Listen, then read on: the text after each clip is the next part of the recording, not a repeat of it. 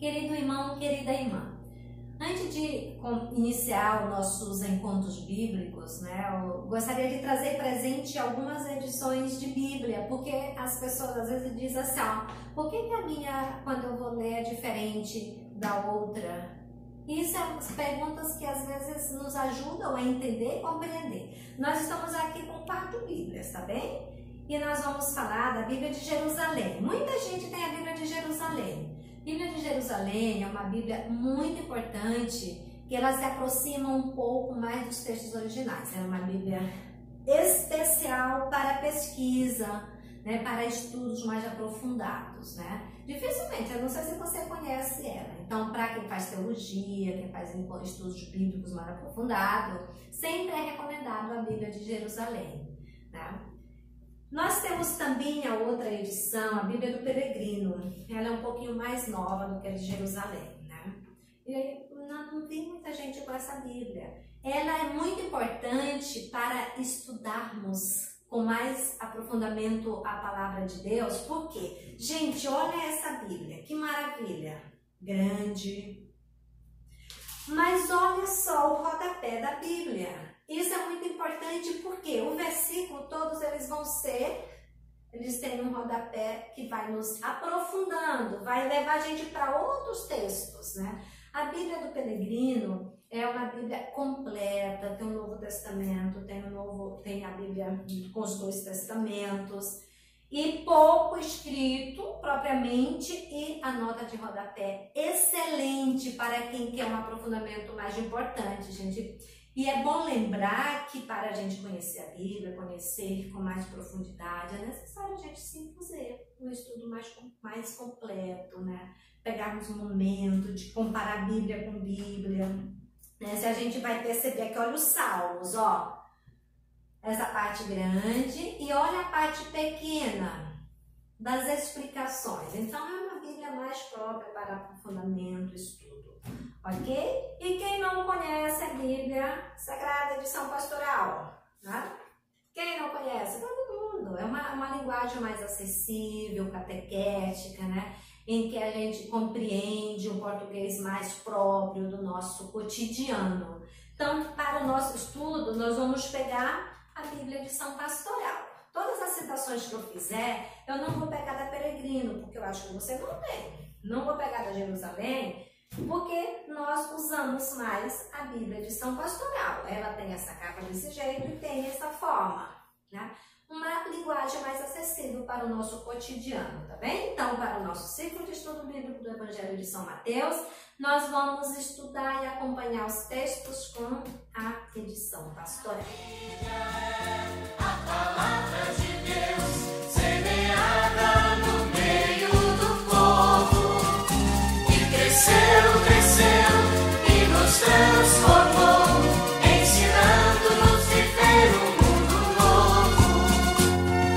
Deus é bom, nos ensina a viver, nos revela o caminho a seguir.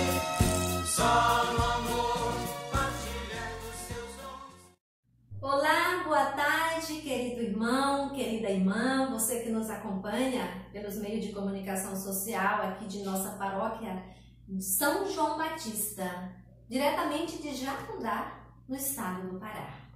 É com alegria que eu convido você para fazermos juntos esse processo do ciclo de estudo bíblico.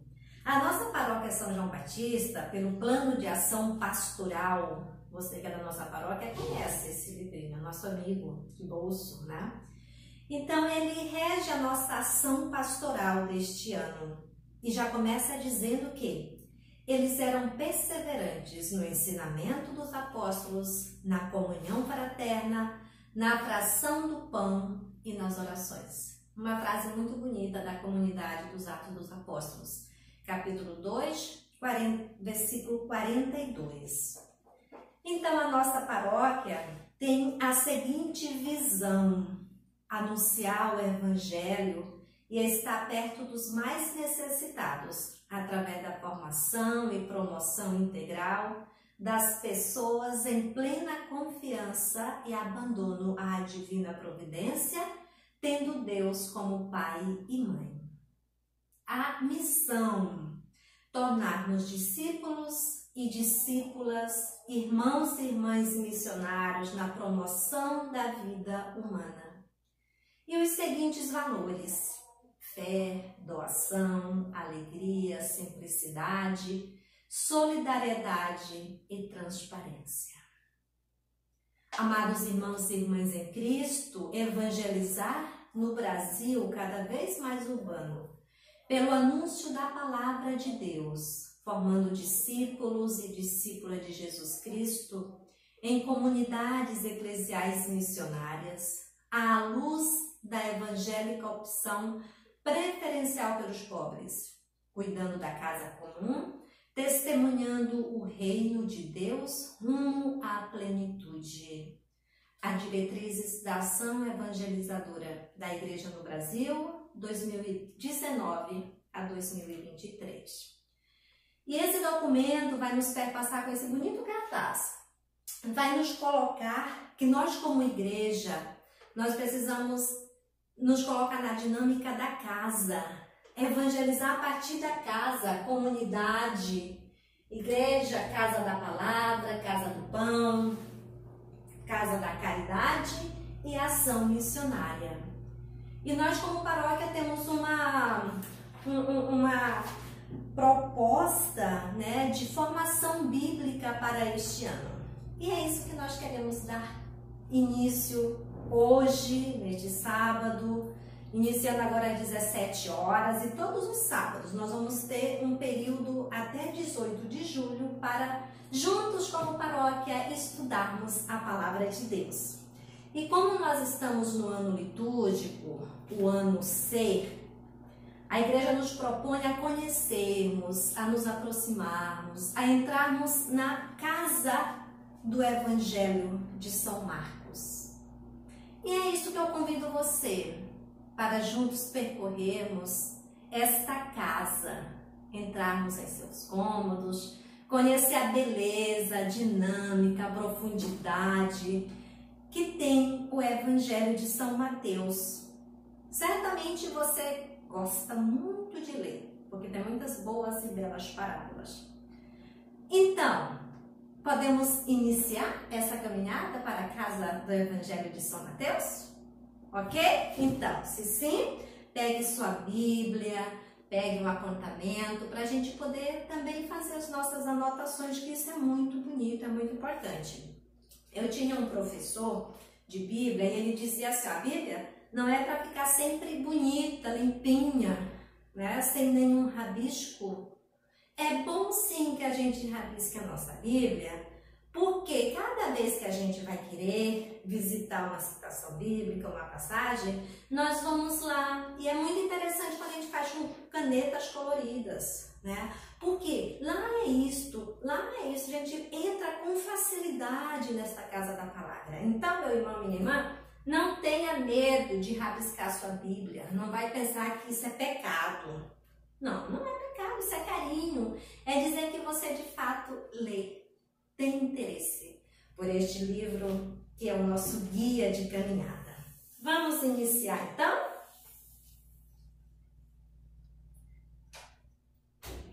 Para início de conversa,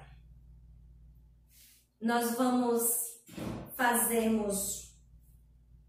suplicar ao Espírito Santo, o Espírito Santo que venha sobre nós, que nos oriente, que nos guie. Porque a palavra de Deus, ela é como um coco, que a gente olha por fora, às vezes não vê muita beleza, mas quando a gente parte o coco, a gente toma uma gostosa água, uma água refrescante. E essa água a gente só sente o sabor da palavra quando somos guiados pelo Espírito da Verdade. E nada melhor do que este tempo que a liturgia nos dá de presente o Espírito Santo prometido por Jesus. Daí de sua casa, onde você está, concentre. Sinta seu corpo, sinta seu ser. acolha a sua vida como um grande presente de Deus. E vamos suplicar o Espírito da sabedoria, que Ele ilumine, que Ele penetre o nosso corpo, o nosso coração, nos trazendo a paz, a esperança, a calma, a tranquilidade. Vinde, Espírito Santo, enchei os corações dos vossos fiéis e acendei neles o fogo do vosso amor. Enviai o vosso Espírito e tudo será criado e renovareis a face da terra. Oremos. Ó Deus, que instruíste os corações dos vossos fiéis com a luz do Espírito Santo, fazei que apreciemos retamente todas as coisas, segundo o mesmo Espírito, e gozemos sempre de sua consolação. Por Cristo nosso Senhor. Amém. Em nome do Pai, do Filho e do Espírito Santo. Amém. Você gosta de boa notícia?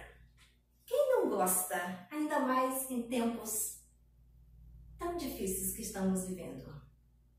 E o Evangelho, a palavra Evangelho, significa boa notícia, uma boa nova contada, para que a gente possa se alegrar desde o amanhecer até o anoitecer com essa palavra que é uma boa notícia. E quando a gente fala de uma boa notícia, nós falamos para que as pessoas se animem, não é assim? Para que as pessoas se animem, para que as pessoas se alegram. E nada mais também do que isto. E nós, neste sábado, neste estudo bíblico, nós quero anunciar-lhes essa boa notícia e vocês também, para os vossos amigos, vizinhos, família, a boa notícia do Evangelho de Jesus Cristo segundo a comunidade de São Mateus.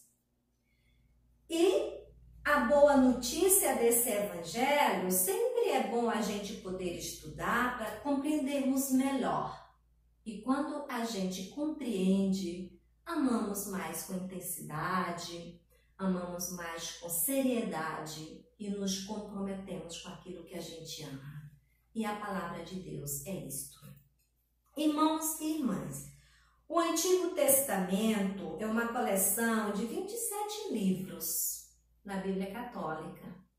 Né? E esses 27 livros, nós vamos encontrar cartas, um bloco de cartas, um bloco de evangelhos, um bloco do Atos dos Apóstolos que conta a missão dos apóstolos pós-ressurreição de Jesus, o início das primeiras comunidades. Tem o Apocalipse lá no final, né? Como revelação. E logo no início nós vamos encontrar quem? A casa de Mateus, o Evangelho de São Mateus. E esses 3 primeiros evangelhos nós vamos chamar de sinóticos. O Evangelho de Mateus, de Marcos e de Lucas. Mas o que é sinótico, né?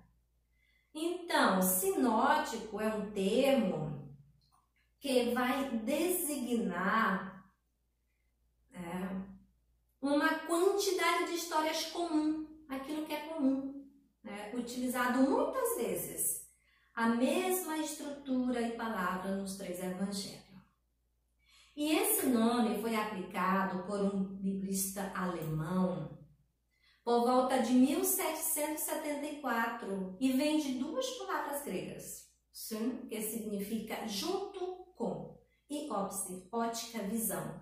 Então, a palavra sinótico é uma visão comum, né? Essa visão comum, conjunta, que vai aparecer nesses 3 escritos da comunidade de Mateus, a comunidade de Lucas e a comunidade de Marcos. Entendemos o que é sinótico? Então, escreva aí. Sinótico, visão comum. Beleza? Ok, então. Tem um estudioso, Carlos Cunha, que ele é professor e teólogo, biblista, né? E ele vai dizer que Mateus é e foi o evangelho mais valorizado em toda a tradição da igreja e tem sido objeto de numerosos estudos e comentários. Orígenes, João Crisóstomo, Cirilo de Alexandria, Jerônimo, Agostinho. Quem são esses homens? São os primeiros papas, os primeiros bispos da igreja, da história da igreja, chamado de pais da igreja, né? Que se dedicaram, que se esforçaram para estudar, né? O evangelho, todos os evangelhos, mas principalmente Mateus, que nós estamos falando deste evangelho, né? E já um outro estudioso contemporâneo, né, que é o Antônio Pagola, padre, estudioso, muito querido, né, diz que o evangelho de Mateus tem sido mais lido e citado desde os primeiros séculos. Olha só, mais lido e citado desde os primeiros séculos. Sempre gozou de um prestígio extraordinário e ocupa o primeiro lugar na lista dos evangelistas. Por isso que ele está aqui, ó, no Novo Testamento, o primeiro é Mateus, né? E ele por muito tempo foi também chamado o grande evangelho, pois expõe de forma mais extensa e didática os ensinamentos de Jesus Cristo, desde seu nascimento até a morte e ressurreição. Expõe ao longo de 28 capítulos. E sabe quantos versículos? 662. Depois nós vamos ver ali uma relaçãozinha bem legal. Entendemos isto? A importância de Mateus? Ok, então nós vamos seguindo, né? Pegue aí o seu evangelho, né, a sua Bíblia aí, pegue nesse espaço, depois nós vamos percorrer alguns capítulos, alguns versículos, né? Mas então, vendo os evangelhos sinóticos, vendo essa boa notícia contada, né, vendo a importância do evangelho de São Mateus na história da igreja, desde os primeiros séculos, né? A forma, a organização, a didática como esse evangelista faz. Quem mesmo a autoria deste evangelho? Quem escreveu? Como é que nasceu esse evangelho? Pessoal, isso aqui é muito interessante, né? Antes de ser escrita, a palavra foi vivida, foi contada, foi celebrada, foi passada de boca em boca, de pai para filho, neto, bisneto, tataraneto, sabe? Essa enxurrada de coisas que a gente vai contando, vai contando, vai contando. Assim também foi com a palavra de Deus. Ela não foi logo assim, Jesus fez e vamos lá, Mateus escreve. Não foi bem assim, não. É um processo longo, né? E depois de passar por esse processo de fala, de contação, de experiência vivida, celebrada, olha, Jesus fez isso, eu me lembro que ele fez isso, a gente sabe muito bem como que é essas coisas, né? Quando a gente vai na casa da avó, na casa, a gente vai contando, relembrando essas coisas, né? E as pessoas que viram Jesus, ouviram seus ensinamentos, foram narrando, graças a essas pessoas que nós temos esses escritos até hoje, né? E estes relatos se tornaram documentos catequéticos, né? Bem organizado, né? Que esse documento era de propriedade de uma comunidade. Isso diz a irmã Ayla Pinheiro, escritora e pesquisadora, né? E ela é interessante que a irmã Ayla, ela pesquisa o pensamento judaico, né? Muito interessante, né? E diz que ainda, sabemos que existia um discípulo chamado de nome Mateus, não é isso? Tem. Seria ele a organizar? Vamos ver, né? O que os estudiosos afirmam. Tem vários padres da igreja que vai relatar sobre Mateus, sobre esse autor, se foi esse discípulo. Mas nós temos o bispo Papias, ou Pápias, né, do século II. E ele afirma que sim, que foi ele mesmo. E que diz que ainda escreveu em aramaico, né? Porém, tem outros autores estudiosos que dizem que não é certo que foi Mateus. Não é certo, né? Os documentos catequéticos eram escritos em pergaminho, escrito em pele de ovelha, de animais, feito um rolo e colocado nas estantes, né? E aí o bispo Papias certamente vai tirando os rolos, vai organizando e vai dando os nomes a esses documentos. Isso vai dizer a irmã Ayla, né? Ela diz que os estudos contemporâneos concordam que quem organizou estes evangelhos seria um judeu erudito, convertido ao cristianismo, bem informado dos costumes, dos rituais, da lei, das celebrações judaicas. Porque a forma organizada deste evangelho é muito peculiar. Interessante isso, né? Por isso que na fonte dos evangelhos, a fonte bíblica, sempre tem coisas que a gente vai descobrindo e vai descobrindo sempre mais. A irmã Ayla também vai dizer que o atual Evangelho de Mateus foi escrito originalmente em grego, como nós temos ele aqui. Claro, ele não está em grego, né? Foi traduzido à nossa língua, né? E isso é muito interessante, que quando tem o Evangelho, como diziam os padres, né, dos primeiros séculos, né?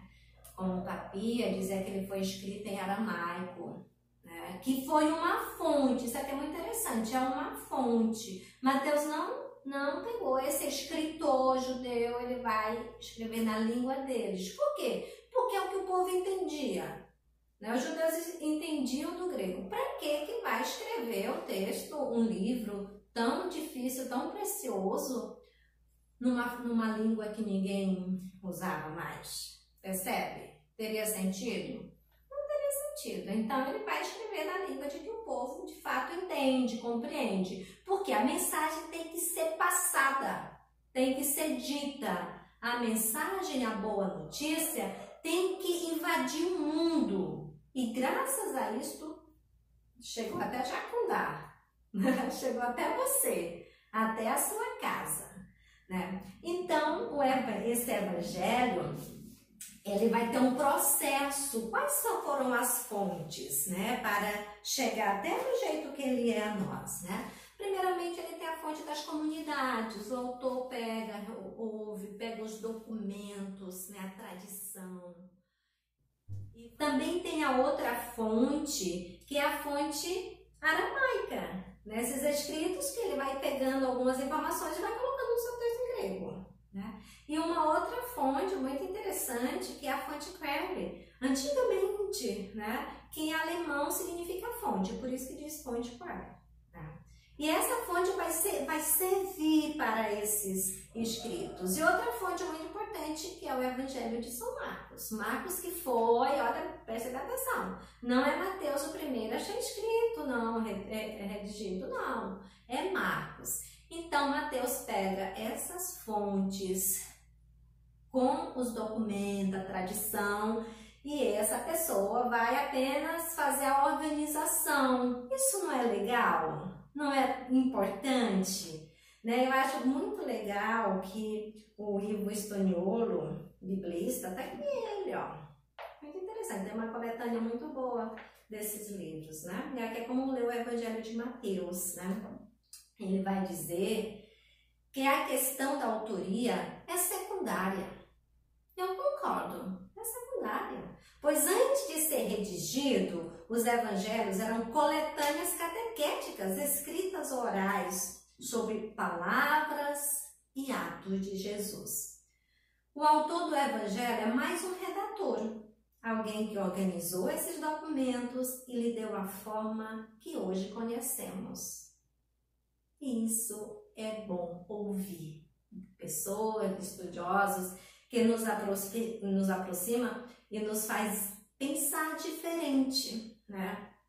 Nesse sentido, vamos dizer que antes de uma pessoa pegar para redigir, houve a contribuição de uma comunidade. Sempre tem a comunidade por trás. Olha só, importante. Pense na sua comunidade agora. O que você faz, o que a comunidade faz para ser vista, né? Portanto, muitas pessoas contribuíram. E nesse sentido, vou me dirigir à comunidade mateana. Entendido, gente? Podemos continuar? Beleza. Então, Carlos Cunha, o estudioso, a tradição sinótica, cita a vocação de Levi. E aí eu convido você a pegar a sua Bíblia. Vamos lá.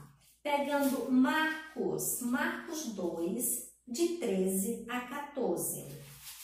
Vamos lá, pegando rapidinho, 12 de 13 a 14.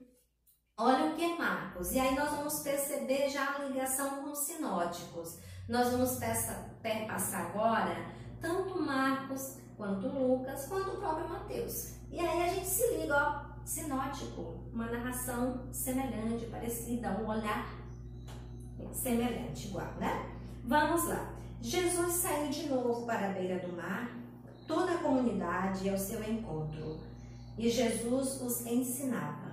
Enquanto ia caminhando, Jesus viu Levi, o filho de Alfeu, sentado na coletoria de impostos e disse para ele: siga-me. Percebe aqui? Levi, conhecido como Levi, isso é a narração de Marcos. Vamos agora pegar Lucas. Vamos lá, você que é bom de Bíblia, rapidinho, Lucas 5.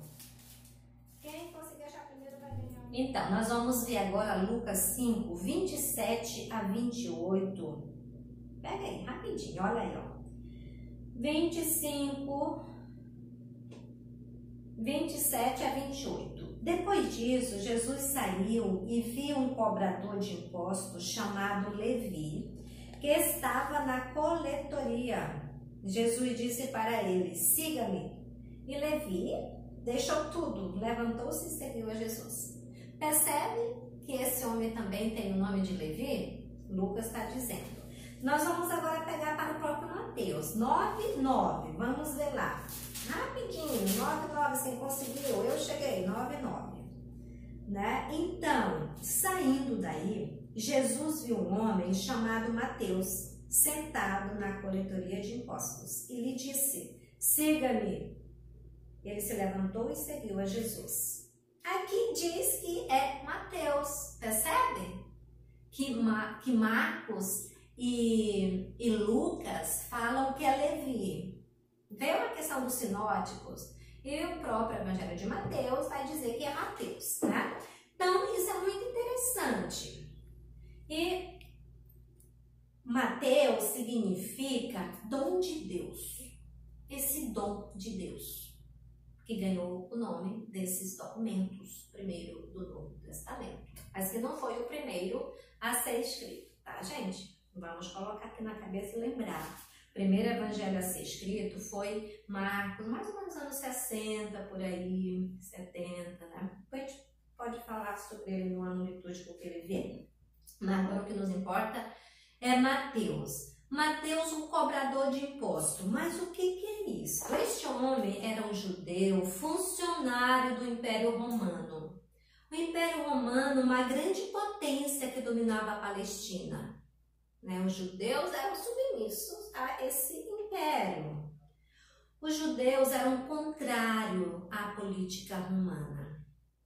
Portanto, um judeu que colaborava com a prática de exploração do próprio opressor, ele era mal visto na sociedade. E até com razão, né? Se a gente vai perceber.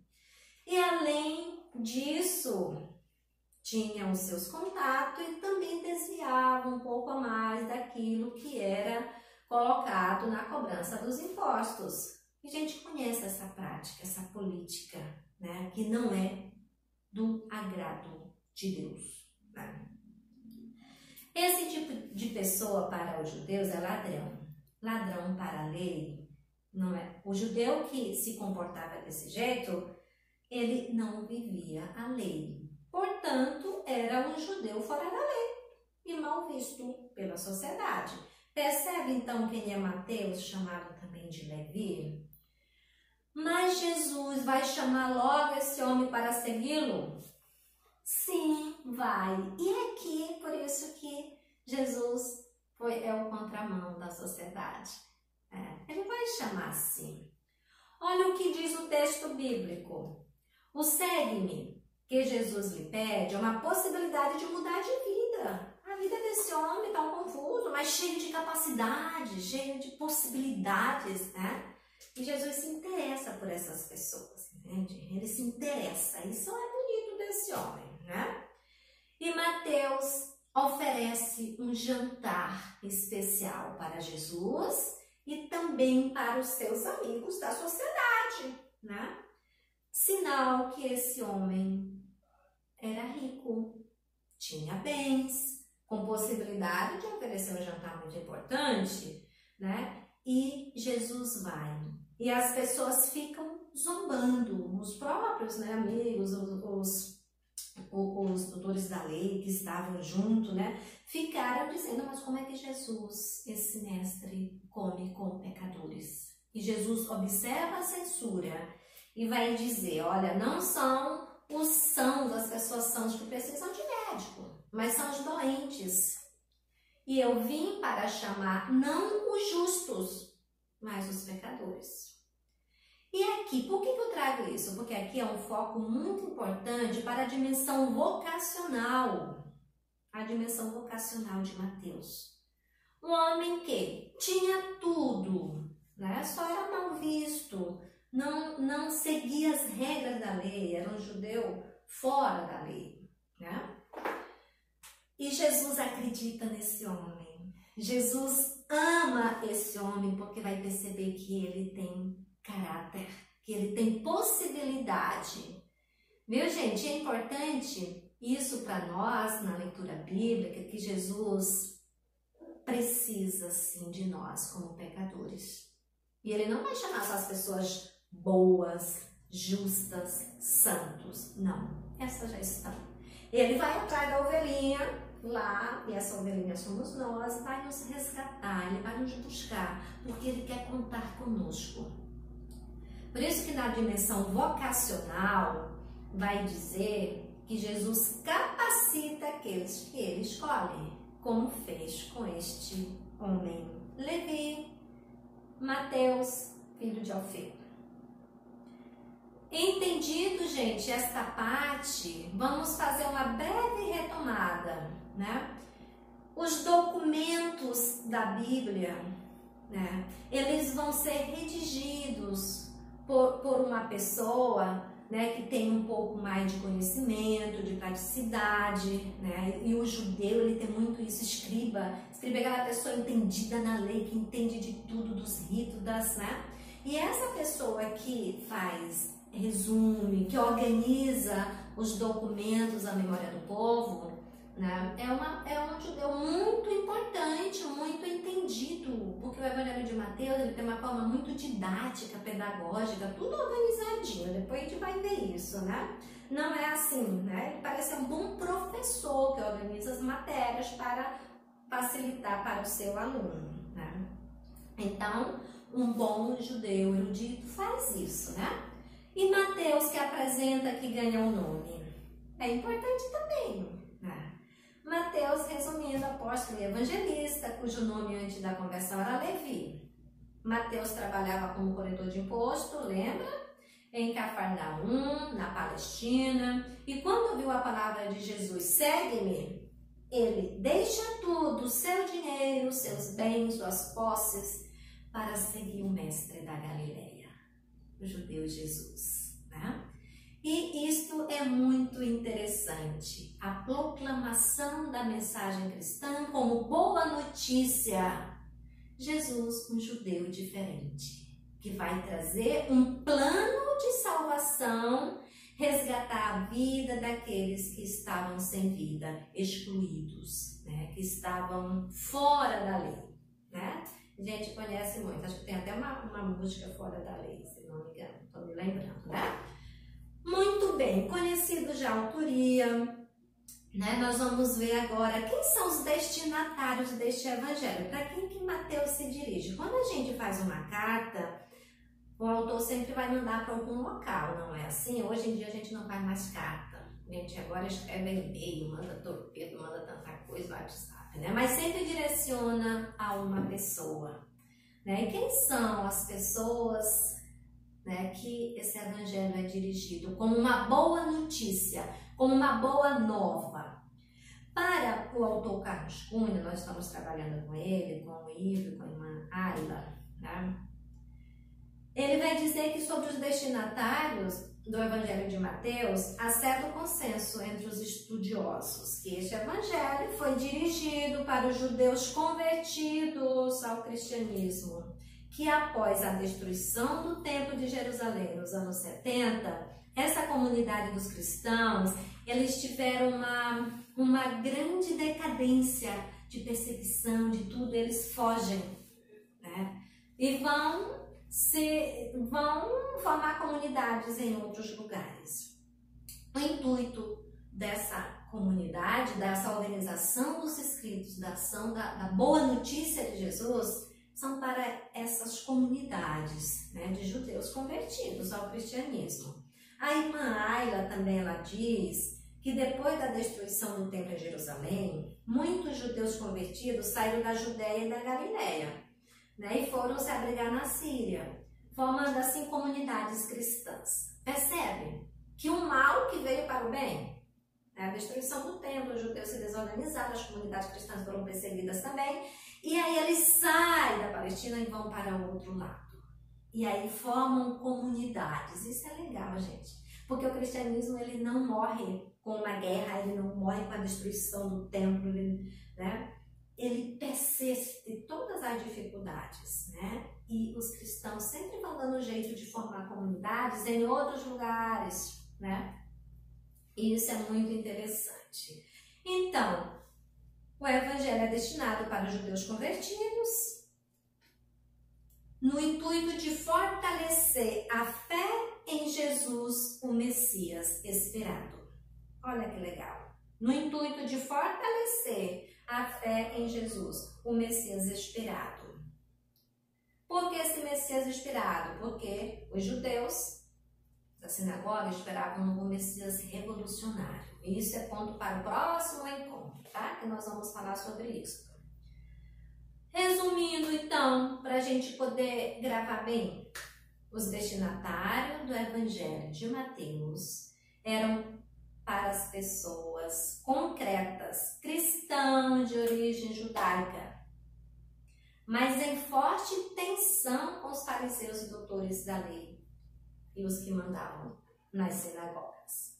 Bastante tensão. Bem interessante também que o pessoal do estudo ecumênico da Bíblia de Goiás, né, no estudo de Mateus, eles também dizem o seguinte: para que o Evangelho de Mateus é escrito? Para quê? Olha, para fazer com que as comunidades ficassem firmes no seguimento de Jesus e não esmorecessem frente às pressões dos fariseus.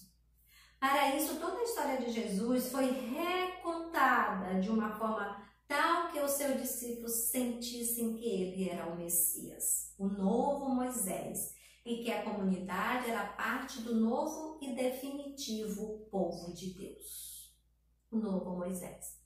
Isso aqui é muito interessante, que vai ser um aspecto para a gente falar quando tivermos em outros encontros, né? Sobre essa questão da figura de Moisés com Jesus para os judeus, muito importante. Um biblista também, Garcia Martinez, que é jesuíta, ele diz que o contexto em que a comunidade mateana reuniu seus escritos era um período mais turbulento da sua história. Mais turbulento. Olha só. Tempo de muita perseguição cristã. Morte de Estevão, você lembra? Quando Estevão foi apedrejado, né? Interessante gente fazendo memória, ó, situando, mas não está, sim, tá lá no Atos dos Apóstolos, né? Muitas lideranças foram martirizadas nesse período, né? Pós-ressurreição de Jesus.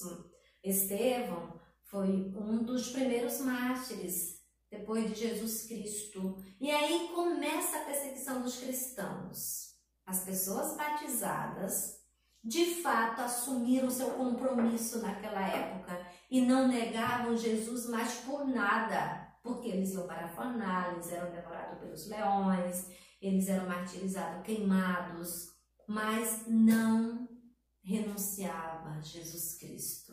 Olha que maravilha, gente, quando a gente vai perceber a história dos que nos antecederam, a fé que não abriram mão, né? E essa foi a boa notícia que marcou a vida dessas pessoas e dessas comunidades, né?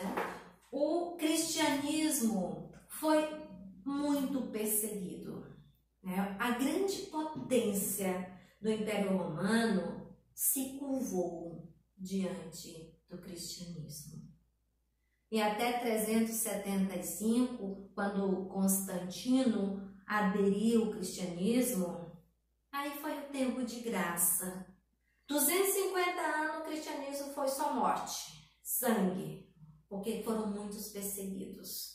E esses que foram perseguidos, o sangue jorraram novos cristãos. Quanto mais cristãos eram perseguidos, mortos, mais os romanos de outras comunidades, outros povos iam se convertendo, porque viu testemunho, a ação fantástica do Espírito Santo na vida dessas pessoas.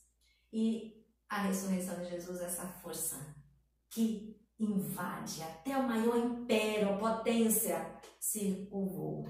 Percebe, meu irmão, minha irmã, como essa boa notícia maravilhosa? E ela quer chegar até você também, quer chegar até o seu coração. Então, essas comunidades, as comunidades mateanas, né, não viviam tão tranquilas não, né? A CNBB, neste livro muito interessante, ele está no meio de nós, né, no ano 2000, fez o Semeador do Reino, né? Vai dizer assim, ó, eles falam o seguinte: com a guerra judaica e a destruição do Templo de Jerusalém, os judeus cristãos que viviam em Jerusalém e seus arredores fugiram da perseguição do Império Romano e se refugiaram em outras regiões onde existiam comunidades cristãs, aquilo que falávamos antes, né? Especialmente Pérgamo, cidade da Macedônia. O cristianismo sai, avança para outras regiões, né? E de lá se dirigiram para o norte da Galileia, perto da Síria. Isso é bem interessante. Mateus 4, 23 a 25. Vamos ver lá, olha só o que vai dizer. Mateus 4, 23 a 25. Jesus andava por toda a Galileia, ensinando em suas sinagogas, pregando a boa notícia do reino e curando todo tipo de doença e enfermidade do povo. E a fama de Jesus espalhou-se por toda a Síria. Ok, aqui nos basta. Percebe? Toda a Síria. Comunidades formadas também lá, né? No livro dos Atos 1, onde fala, capítulo 9, vai falar a conversão de Paulo, vai dizer que as comunidades também estavam em Damasco, onde Paulo também ia perseguir, que era Saulo, né? Então as comunidades vão se espalhando, né? As comunidades, né, do cristianismo. Nos fala de fortes comunidades de judeus cristãos em toda a região, e até Damasco. Olha que maravilha, né? O cristianismo que se espalha. E essas comunidades, a boa notícia de Mateus chega até elas, né? Que são judeus convertidos, vai se abrindo também para outros povos, né? Muito interessante, nós vamos perceber nos próximos estudos, né? Quem vai aderindo a essas comunidades, não fica só reduzida nos judeus, não, dos convertidos, não, ela é aberta e chegou até nós, né? Era uma comunidade em um acentuado processo de empobrecimento. Os romanos se apossaram das terras produtivas dos judeus. Olha só, lembra da destruição, né? E a situação da Galileia já era ruim. Pior ficou. Muitos agricultores se tornaram arrendatários, empregados e até escravos. No campo e na comunidade muita gente passava fome. Conhece realidade semelhante? Não, né? É uma realidade bem diferente da nossa, né? Ninguém passa mais fome hoje em dia, né? Meus irmãos e minhas irmãs, por que entender isto? Gente, numa leitura bíblica, nós não podemos passar por cima do contexto. Tem o texto e tem o contexto, a terra em que foi semeada essa semente, né? E para a gente entender o texto, nós temos que entender o contexto. Por que esse autor, essa comunidade fala sobre isso, né? E é muito interessante a gente compreender. Texto, contexto, faz parte dos passos da leitura orante da Bíblia, que nós também, como paróquia, temos esse compromisso, né, da leitura orante da Bíblia. E para a gente entender o texto, nós temos que pisar o seu contexto, senão a gente fica boiando, né? Falando coisas e às vezes não é bem assim não, né? Então vamos lá, no Evangelho de Mateus, várias parábolas vai evidenciar essa realidade. Tinha gente de luxo que deixava os seus empregados trabalhando e iam morar no estrangeiro. Percebe? Conhece gente assim? Histórias parecidas? Então vamos abrir. Capítulo Mateus 21, 33. Vamos conferir isso aqui. Já cheguei. Você já encontrou? Mateus 21, 33. Escutem essa outra parábola. Certo proprietário plantou uma vinha, cercou-a, fez um tanque para pisar a uva, construiu uma torre de guarda, depois arrendou a vinha para alguns agricultores e viajou para o estrangeiro. Conhece essa parábola? Conhece. Ela também é lida em nossas liturgias, né? Muitos donos de terra exigiam dos meieiros mais do que podiam. Para isso, nós vamos ver Mateus 25, 26. 25, versículo 26. Olha só. O patrão lhe respondeu: empregado mau e preguiçoso, você sabia que eu colho onde não plantei e que recolho onde não semeei? Então você deveria ter depositado o meu dinheiro no banco para que na volta eu recebesse com juros o que me pertence. Desconhecido? Não. Nós conhecemos esse texto, né? Para perceber qual o contexto, comunidades empobrecidas que estavam sendo exploradas, né? O desemprego era grande, gente, naquela realidade. Havia gente que passava o dia todo na praça esperando que nos contratasse. E Mateus 20 vai nos trazer essa realidade. Só olha, 20 de 1 a 7. De fato, o reino do céu é como um patrão que saiu de madrugada para contratar trabalhadores para a sua vinha. Combinou com os trabalhadores uma moeda de prata por dia e os mandou para a vinha. Às 9 horas da manhã, o patrão saiu de novo, viu outros que estavam desocupados na praça, lhe disse: vocês estão sem trabalho? E aí continua. Pessoas desempregadas à espera de quem os contratasse para ganhar o pão, para trazer para seu filho, sua família. Percebe, minha gente, a importância de conhecer o contexto dessas comunidades do norte da Galileia e Síria, constituída de pessoas pobres e exploradas, surge o Evangelho de Mateus. É para essa gente que Mateus traz essa boa notícia, né? Comprovada pela preocupação de Mateus, que insiste em mostrar a importância da lei. Vamos ver lá, a importância da lei. Capítulo 5, rapidinho, já achei. 5, 17 a 19. Não pensem que eu vim abolir a lei e os profetas. Não vim abolir, mas dar pleno cumprimento. Olha só a importância que essa boa notícia trazia para os judeus convertidos. A importância de perceber Jesus como o novo rabi, o novo mestre que fala com autoridade, nós vamos perceber. E essa comunidade, esse autor, vai citar o Antigo Testamento mais de 70 vezes. nas suas narrativas. Por quê? Porque os judeus, eles da sinagoga organizado, o Antigo Testamento era fundamental, né? E aqui, para os convertidos, também trazia esse resquício. Muito interessante. E além disso, havia estrangeiros fazendo parte das comunidades. Haja vista a preocupação de Mateus com a missão dos estrangeiros. Vamos ver, capítulo 28, bem rapidinho. Isso é bom folhear a Bíblia para a gente encontrar as coisas rápidas. 28, 19. Olha aqui o que vai dizer. Portanto, vão e façam com que todos os povos se tornem meus discípulos, batizando-os em nome do Pai, do Filho e do Espírito Santo. Que todos os povos se tornem meu discípulo. E aqui a comunidade de Mateus vai se abrindo para outros povos. E assim o Evangelho, essa boa notícia, vai se espalhando de geração em geração. E é uma boa notícia que vai ser para sempre. Porque novos discípulos estão sendo batizados e outros vão sendo anunciados o Evangelho e vão aderindo a essa proposta. O evangelista Mateus descreve para ajudar os irmãos da fé a enfrentar os desafios que provinham tanto do ambiente romano quanto do ambiente judaico.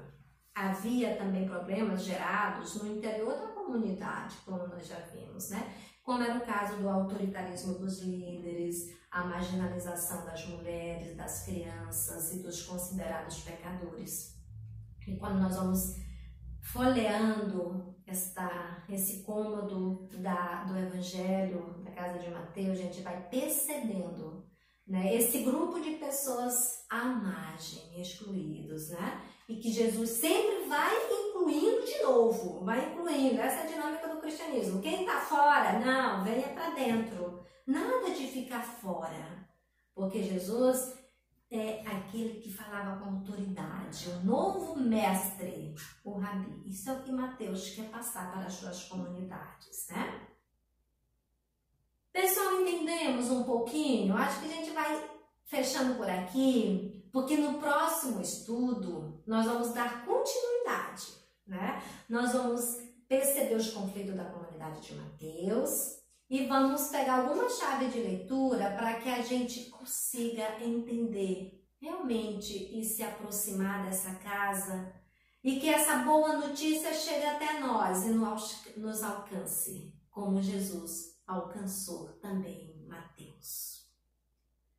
Louvado seja nosso Senhor Jesus Cristo, para sempre seja louvados. Em nome do Pai, do Filho e do Espírito Santo. Amém. E até o próximo encontro. Não perca, sábado, às 17 horas. Conto com você.